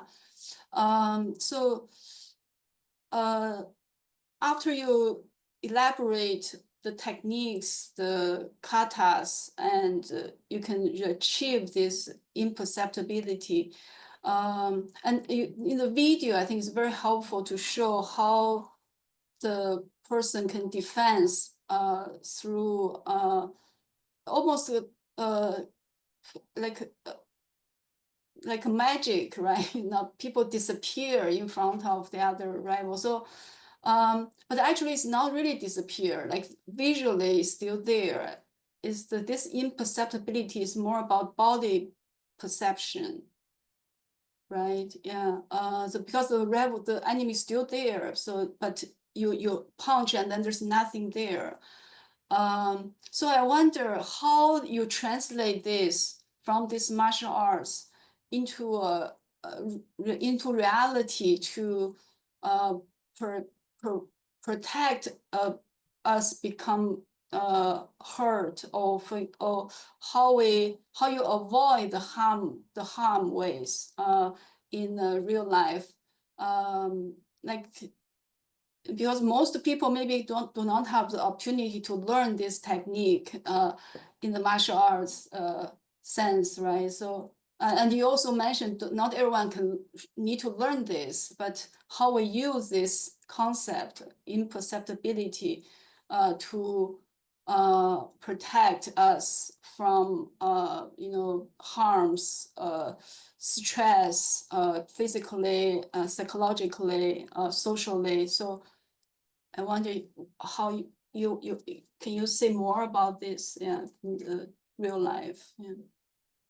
Yeah. So I think, I mean, my engagement with it, or my understanding of it, is a philosophical, well, is an embodied practice. Yeah, I like what you said about it's going from unnatural movement, which we assume is natural because that's what we do every day, to this becoming more natural. And it's just, if I take away the practice and and then what's behind the curtain, I mean, it really boils, for me, it boils down to awareness and an ongoing process of awareness, and there's an inherent assumption that life is uncertain and there's complexity, and that it's that, and there's a couple ways people can deal with that. They can ignore it and try and simplify things, which is what's playing out in the US political arena right now, where it's very easy to say the problem is this, is sorry to get political. The problem is the people coming across the border and not willing to look at, the underlying, social and historical, political stuff that led to these events. And it's in that sort of a larger picture, but on the personal level, it's just accepting that things are uncertain, and that we're always changing, every moment's changing. And I've talked to plenty of older people, and they'll say, well, I don't change, and I'm too old to change. I'm like, no, you are changing, you're getting older. But to get to that imperceptible moment, to the kneeing with the the blade over the heart, and it's accepting that there is, at any moment, I felt an earth, 2 weeks ago in near Boston, of all places, I felt an earthquake. It could, if it was big enough, I'd be dead. But it's life is always uncertain, or you could have been on the plane that crashed in the Potomac. And so it's for me, I look at this as sort of this ongoing process of awareness, and the practice itself. Right now, I'm working on understanding all these movement patterns, the habitus, the techniques of the body I've picked up from culture, and then they come out in my practice like all the time. But then that translates into how I live. Right now, I live north of Boston, and there's like 8 inches of snow on the ground, and there's ice. So how this translates is, if I'm in balance, so natural movement includes being in balance, and I'm aware of how I'm moving, and I'm moving in such a way that I'm keeping my weight over my supports, then I'm less likely to fall. It's a way of how do I, do things with more refinement. Like how do I present this in a way, I could just throw out a lot of stuff, but how do I massage it in such a way that it gets the message across and other messages, that are embedded in it. So it's, um, so in real life, it just becomes, I guess, a way of viewing the world and accepting that life's uncertain, and how do I be a better version of myself in this world? And it's that ongoing process of observation that leads to awareness and hopefully understanding. Curiosity helps, living the questions, um, being okay with making mistakes. So I don't know if that really answered your question, but I guess even in my head, it's still this big thing I'm trying to process that's still evolving. And what I wrote in the dissertation a few months ago is I've already kind of moved, beyond that. So it's like, Right. I think you wrote also very well about the imperceptibility. Actually, it doesn't mean escape or go out of this world. It's actually allow us to be more engaged in this world. You talk about the worldling, how to becoming and making this world through imperceptibility. It's actually just a circle. It's more engaging by retreat, advancing through retreat. So I think that's the one I really appreciate in your writing and presentation. and shift back to the presentation. Yeah, one of the phrases I picked up from, I think Dennis gave it to me, but the idea of having a softer touch on the world, or more softer, gentle, so not being abrasive, trying to, and this is something I work on, but just, when I interact with people and it's, and it's an ongoing process. So it's like, how do I be, with, or around people that, potentially create, stress, or have had, trauma in the past, or whatever it is. But, so it's how do I fit in to what is happening in a way that's it's not harmful, that maybe is potentially helpful. But and it is an ongoing process of experimenting and checking in and observing. At the East-West Psychology Symposium in 2023, I talked a little bit about the ninjutsu, and Art Robinson, he was a student with East-West Psychology. He asked the three of us in my panel, like, how has your practice changed you?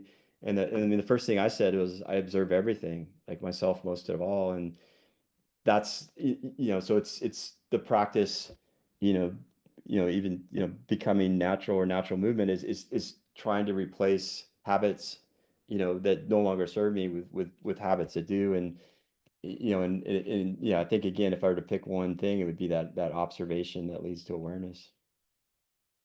So even as I'm listening to you, I'm also listening to myself, and so it's like this, it's just the spider web that extends outward, but it extends inward as well. Yes, awareness. Thank you. Thank you.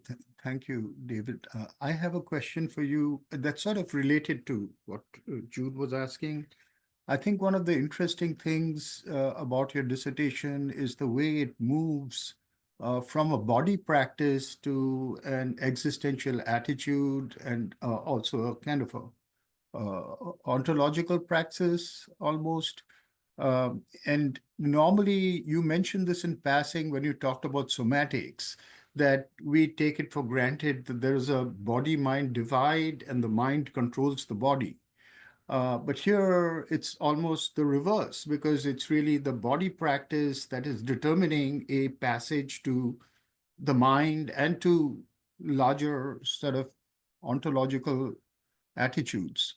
So you mentioned somatics, but don't you think that it's something that it really sort of stands in the face of our normal understanding metaphysically? And would you say that it requires a different metaphysical framework to be actually talked about in this case?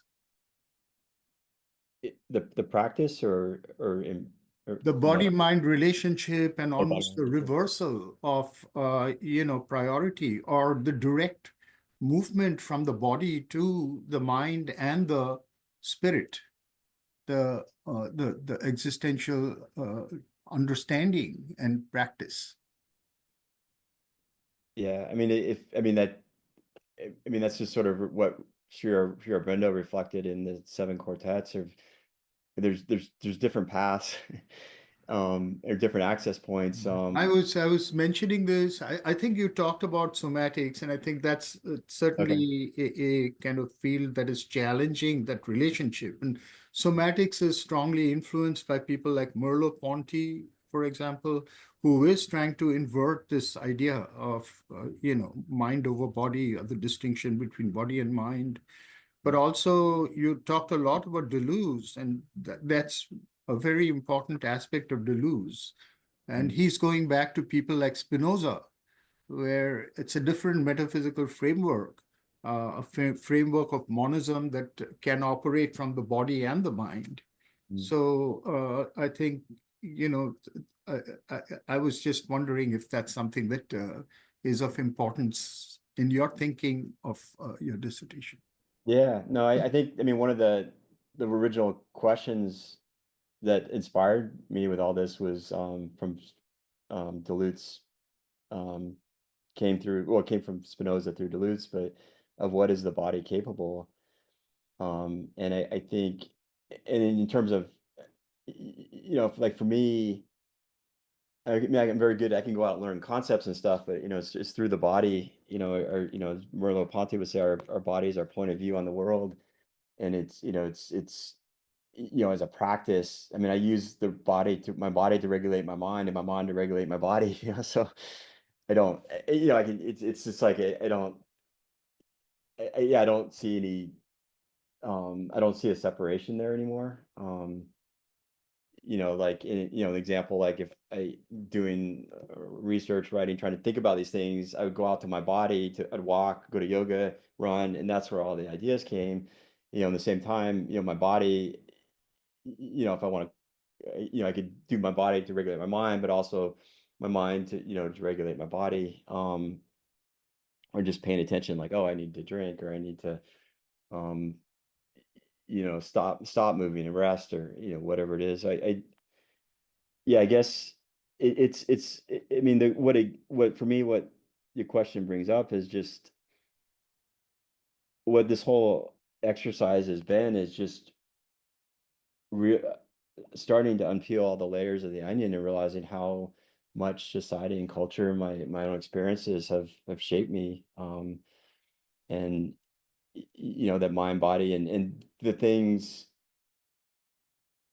I probably speak for other people as well, I may not, but the things that we take for granted because they're just the way just the way things are, and it's like, no, there's all these different ways of doing things. And I think what this practice has given me, I mean, that I've very much been an athlete my whole life in a very high level at triathlon, but it was very one-sided in that I was using the body as a tool, and colonizing the body, to use a term. But in this way, it becomes more of a partnership, and not, and I'm it's like it's just me, but it's yeah, I don't see it as a different things. It's just like if I'm the box, my mind, body, spirit, it's just like which door do I want to access now? Thanks. I think since time is moving along, we'll go through one more round, and then we'll move into our breakout room. So I request Paul to come in one more time. Okay. Choice then. It's a tough choice. I'll mention something first, then I'll ask a completely different question. I think that given your epigraph and the woman who said, "You're everything that I'm against," or something like that, I think that you've been trying to demilitarize yourself. And I think that you turned to Deleuze and Guattari for that. But I wondered if you were aware of how the extent to which Deleuze and Guattari were used in military theory through the 90s, the US-Israeli military theory. I don't think that Deleuze and Guattari are quite as kind of pacific and kind of egalitarian as that. So now I'm going to just talk about something completely different. You can respond to that if you want, but I want to ask a question about Hatsumi and the status of a voice, the status of the opinions and the wisdom of a practitioner like that. A colleague of mine once said to me, he said, when someone's speaking, the question you have to ask yourself is, what are they selling? Right? The status of someone's voice, the status of someone's opinion, what are they selling? And I think that with ninjutsu in particular, it's probably the single most mythologized, fantasized about martial art, largely thanks to 1980s ninja films, which were fantastic. But I mean, this is no disrespect to your work. I really have enjoyed your work and learned a lot. But I worry about people within ninjutsu talking about ninjutsu, and I worry about Hatsumi talking about ninjutsu. I mean, trying to, because like Hatsumi's selling ninjutsu, right? And I wonder about the status of ninjutsu and the art of Ninpo Taijutsu. Is it the same? Is it really the same thing as it was in feudal Japan? Is it a completely different object? Is Hatsumi selling a myth, like in the Barthesian sense, like a myth of timeless, unchanging, superlative martial? Like, you know, you showed the photograph of the advert for the thing saying these techniques have all been tested on the battlefield, right? And you yourself said, like, you know, they probably haven't. That whole nexus of the status of Hatsumi, the status of the veracity of ninjutsu discourse itself. I mean, how do we believe that? How do we buy into that? How do we trust that? Lots of questions there. I'm sorry, but I've only got the quick one answer. more chance. Right? This is my last chance. I mean, we can talk afterwards too.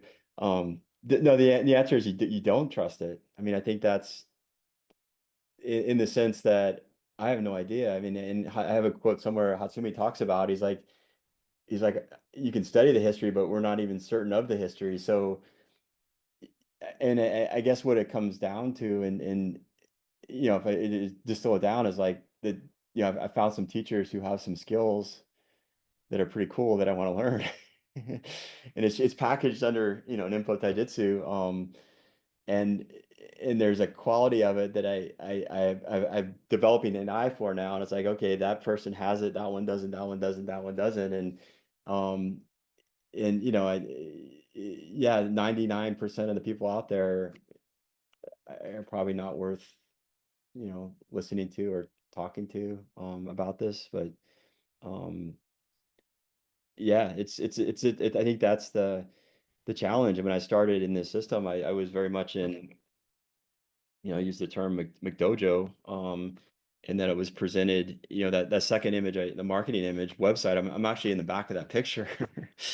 And that was the marketing image, and that's not even how we trained there, but that was a dojo that they focused on, or it was very much about, they promoted themselves, you earn a black belt in, 48 months or whatever it was, 4 years, and they had belts, 15 belts to black belt, and that was, but that's, that was what I understood it to be based on, the movies and the media and the culture industry.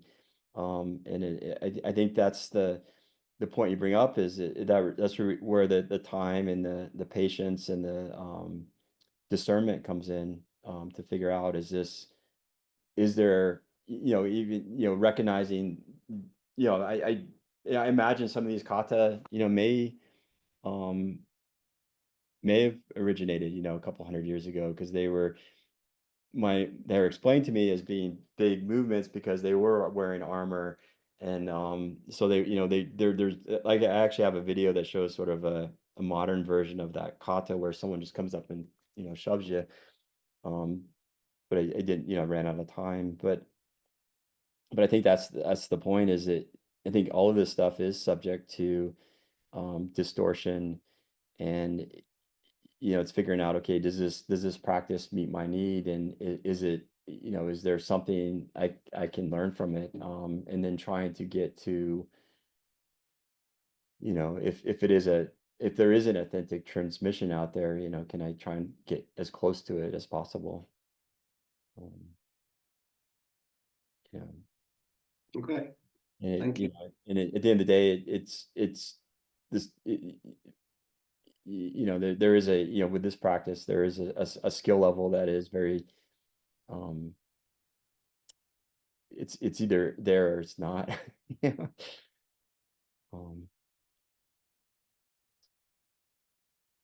Okay. Good answer. Yeah. June, I think another question from you. I think I don't. Yeah, there's one question similar to the earlier discussion about the somatic. So you use the word term technology of self from Foucault, and so this martial arts is a way of technology of self through to become a free subject, to be able to control life, one's own life, instead of being manipulated. So you mentioned this embodied awareness. Through this embodied awareness, through this somatic practice, it's actually the body reveals, is a way of revealing, and therefore transform the consciousness, transform the mind. So I just want you maybe to elaborate, like based on your experience, how by practicing the ninjutsu, what the revealing from the body, what's the somatic revealing impact on your consciousness? Yeah. Yeah, no, that's a good question. And when for context, like when Foucault used the term technology, the self, he borrowed from Heidegger, who said technology is a way of revealing. So I think it's almost like it's like a laboratory in terms of going in and having embodied experiences. And I'll give you a specific example. In an American cultural pattern is not wanting to be wrong, wanting to be right, not wanting to save face. And so I had a lot of resistance internally for being corrected. And a typical pattern at other schools I've been to, where it was very much like positive reinforcement and just good job, good job. And then when I got to where I'm at now, it was just, you stepped. Why did you do this? Why'd you do that? I'm like, I don't know. And I get frustrated, and it was this awareness of like, why am I, now it's like, well, why am I resisting someone trying to help me? Because if they're telling me what I'm not doing right, that's great. Because if I'm not aware of it, I can't fix it. So I think the consciousness, I mean, I don't, it's another kind of a ambiguous term, but I'll tie it back to awareness of just a consciousness, or just more awareness of, looking for the discontinuities, the breaks, like interacting with someone where my perception has changed. And when I'm training with somebody, my teacher talks about this all the time, Dennis, but it's like yeah, typically a lot of times we look at the world just from our viewpoint, but which would, to use a Japanese term, would be a Taizokai perspective. So from here out, but there's also, you can look at it from a top-down perspective, like a Kongo Kai perspective. So then it's like looking at like chess players on the chessboard. And if you could combine those perspectives, then all of a sudden you start to see things in relationships and shapes. And I mean, it's something that it develops through the training where it's like if someone's gonna, use a martial arts example, someone's going to punch me, their body has to go through a certain, their body has to change a certain way and it has to travel a certain path.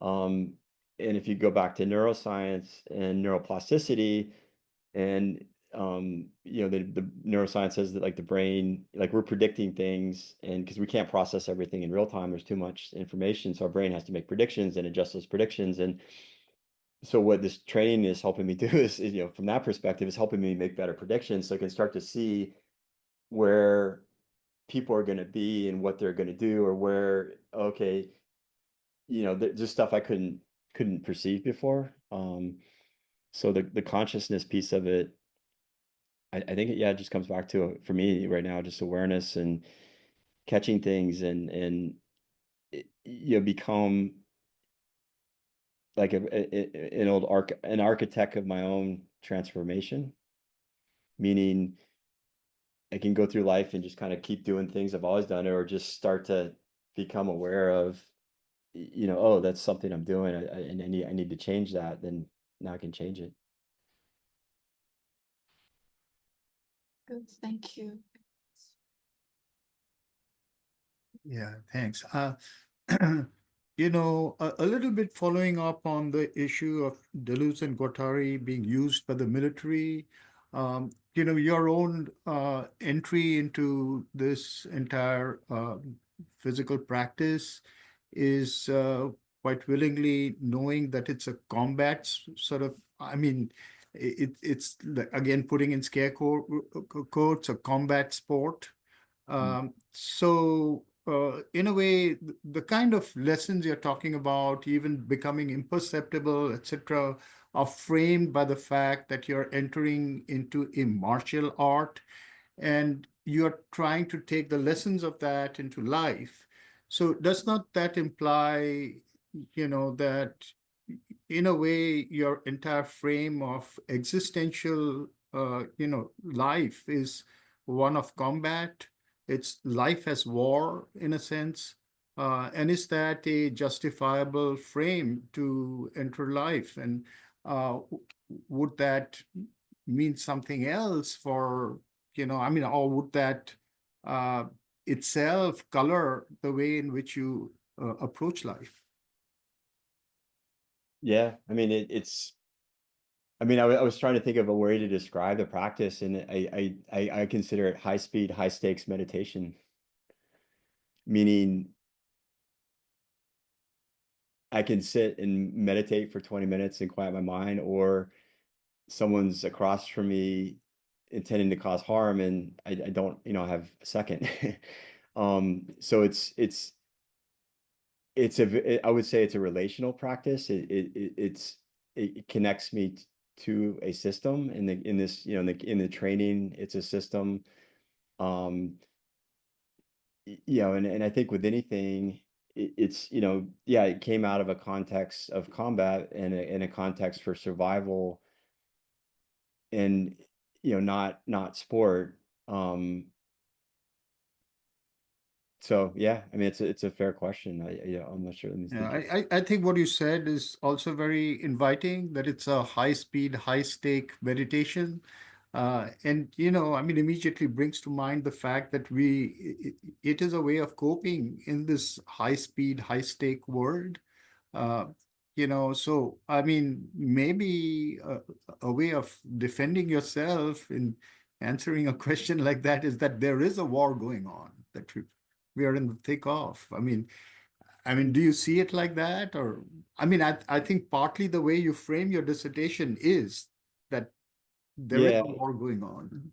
yeah, and I think it is a physical and embodied practice. So there's an aspect of physical self-protection, but there's also the mental, the spiritual, emotional, in terms of, I mean, yeah, the goal is to never have to use these things in a conflict, but to develop the awareness of like, oh, this is a situation, this is an environment that's not safe, or or there's violence, with depression and anxiety, major depression, it's potential violence I did against myself.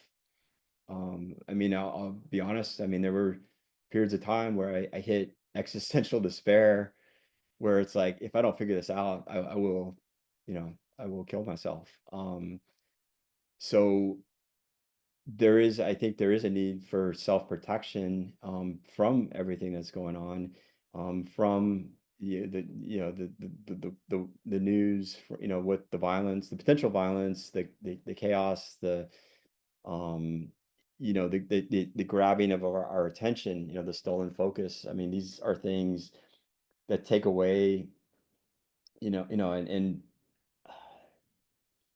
it, it, it's like, it's being, I think, being the frog stuck in the well, it becomes a very limiting, constraining, way of living, and getting stuck in a pattern of thinking, is I think that it becomes very limiting. So I think there is a need, yeah, for self-protection in that sense, of self-protection from ignorance, self-protection, from negativity. I mean, I think this is, using it as a path towards integration into wholeness, um, and trying to understand how, it's self-protection from isolation, from, I think a lot of things. So, and it's not like, I don't have a clean answer, because it's something I'm still wrestling with. Yeah. Thanks, David. I think with that, we'll leave David to converse with the audience, and I'll ask Judy to move the three of us into a breakout room so we can discuss David's dissertation and come back in a few minutes.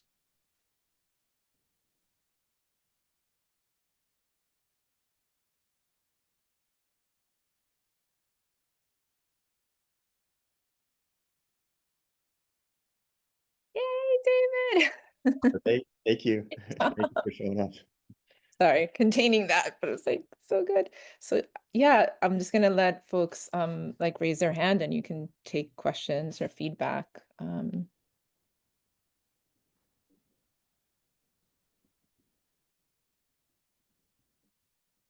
Yeah, it's good to see a lot of folks I haven't seen in a long time, so it's good. James, yeah. Yeah, hi, David. So I was actually recommended to attend this dissertation based on similarities with my own research, and I thought your presentation was really phenomenal.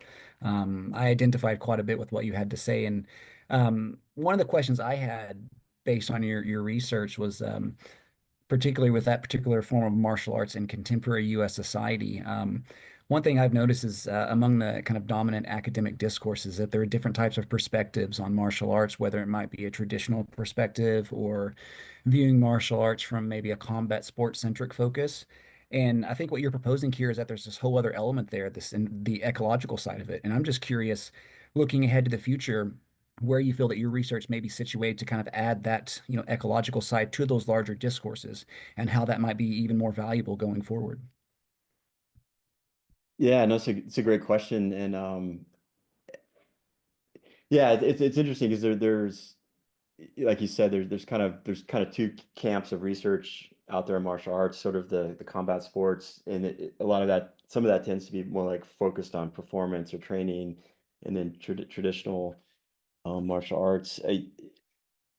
I think, I mean, what I'm trying to go with this, I mean, I think like a key idea, is that ecological approach, and that we're in interaction with a system, and like one of the key things I'm working on, with my teachers, is kind of trying to figure out if we look at, going back to that last question on self-protection. If I say, on one end is, what I'm doing with the martial art, the fighting, and then the other end is awareness and, self-awareness and other awareness of other people, and then prevention, and then there's different, different gradations. But yeah, no, I don't really have a good answer for you right now. But I think that's, I think it's almost like a lot of these shifts I'm talking about are more shifts in perspective. And so a shift to recognizing that, we are part of part of an environment and a relationship. And then, and this was the big, one of the big takeaways from the martial arts training is I can't just memorize techniques or steps, because everything depends on what the other person is doing. And if I'm trying to run from these pre-learned patterns, it's going to break down. So it's, I think the ecological approach requires, to engage in that, and is to be, to be fully present. So, not a clean answer. So, but let's talk offline. Carol. Congratulations, David. It's great to see you reach this point. So my question is a psycho-spiritual question focused on the somatic element. In terms of American culture, it seems to me that a lot of people don't feel safe, precisely because they experience this 4D world, or particularly perhaps American culture, as unsafe, as a combat sort of world. And while I would question that sense of of reality in an ultimate sense, nonetheless, I think a lot of us living in this culture have trouble feeling safe. And so from an embodied sense of this, I'm not going to try to pronounce it correctly, ninjutsu, anyway, practice, do you feel like this practice helps you achieve a felt state of feeling safe? Because I think a lot of people need it. That's why I'm asking the question. A lot of us need to feel safe no matter what's going on. Yeah, no, it's a really good question, and this is, something I've been looking at too, and even, looking at like Maslow's hierarchy of needs. It's right above like food and, shelter. It's like, it's one of the basic needs. I think it's I'm going to bring it back to awareness of, if awareness, having awareness is like a doorway that it allows me to access tools. And with awareness, it's like, if safety is a concern, it's just having that awareness of like, oh, so I feel unsafe about something, and then having, a range of potential responses to that. And it may be, oh, okay, I'm just gonna, this is something I'm just gonna feel, or something I want to do something about. I want to do something preventive. I want to understand it, and maybe it's something I need to resolve from, past trauma. So I think this, yeah, I mean, this is potentially a tool set that you can use. And for myself, it's really going back to, what I told Art Robinson, is that like I observe everything. So it's constant checking in with myself. Of what am I feeling? Why is this? Why am I reacting to this? Why did I get short with somebody? Why am I feeling all stressed? What about the situation? Yeah, and I think the other piece too is it's the idea that, it is the ecological approach. It's a system. Like it's there's systemic factors outside my control. So how do I manage my risk? How do I take preventive actions? So I don't know. Does that answer your question? I don't know. It's kind of Sort of, but I love how you okay. can tie a lot of things together, and the self-awareness I find an excellent response, and the preventive practice is interesting. But thank you. We can talk offline too. Did, looks like they're back. Did you? Yeah, I think we're coming back now. I know there's questions, and we will let David continue with his conversation, but we just want to interrupt it briefly to say that all three of us were of the opinion that this was one of the best dissertations that we've seen, of a very high quality, and we approve of the dissertation without any changes. If there's anything that you'd like to do when you want to publish it, David, we have suggestions. Okay. We can give you the suggestions in case you want to put it into your final version or into a published version. But as it is, your defense was very good. We enjoyed it. It was fantastic. And your dissertation is approved without changes. Okay, thank you. Yeah, actually, so Congratulations. yeah, thank you. Yeah, and I would love to hear your suggestions too, because that's one of my I think we can each even write to you directly with a few Okay. suggestions, and I can have a chat with you at some point, but it's all good. Okay, great, thank you. Congratulations. Yeah. Yeah. We can have a chat too if you after this. Yeah. Okay, yeah, and I appreciate you all being there. So, and the feedback. Congratulations, Dr. Glover. So, thank you. Yeah.